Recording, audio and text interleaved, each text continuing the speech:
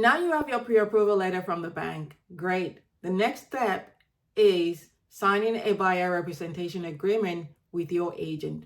This means that the agent is working for you and not the seller, and they have your best interest at heart. You might decide that you don't want to sign a buyer representation agreement right now. However, an agent do not have to show you homes, and they do not have to provide you service in line with the RECO, the Real Estate Council of Ontario. The BRA or buyer representation agreement simply means that you're hiring that agent to partner with you in buying your property, and that they will provide you duty of care, provide support, go with you showing homes and all those kinds of things, ensuring that they have done the due diligence and you're not paying too much or too less for a property.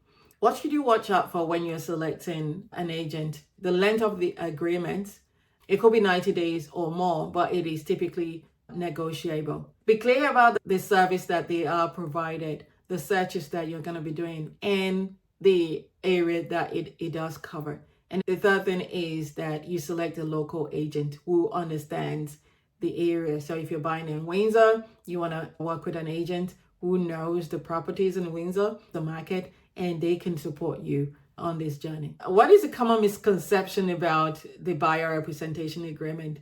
A lot of times people think that they're tied to it the moment they sign the agreement with an agent.